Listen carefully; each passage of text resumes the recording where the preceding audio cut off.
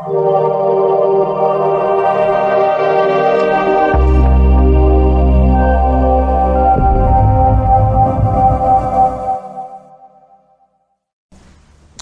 come in. You can stand here because I've got a radio mic on, which is great.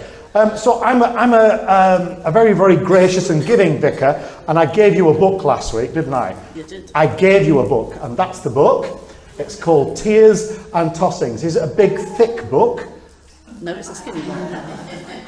And so I gave you 7 days to read it. Have you read it? I've read it twice. You've read it twice. Is that a good sign that Yes. it's a good book? Yes. It's a good book. It's a very good book. Tell us what it's about. It's based around a verse in the Psalms which says, "You have kept count of my tossings, put my tears in your bottle.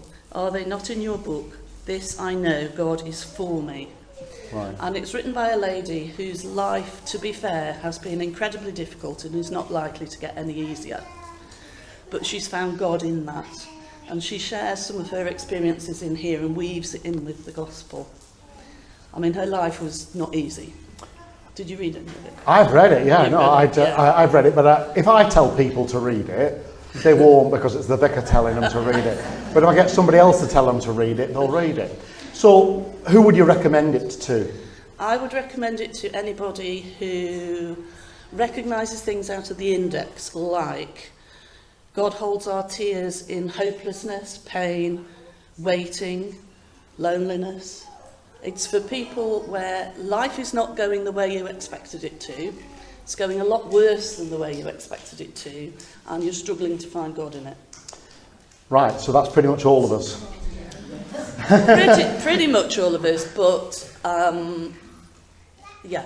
Yeah, okay. But for those who particularly it resonates with them. It's resonating. Now, yeah. I'm such a lovely vicar, I'm going to let you keep the book. That's very kind of you. It Because is I should kind. read it again, Yeah. more slowly. You think it's worth reading again and again and again? It's a very easy read. She writes in a very easily readable style.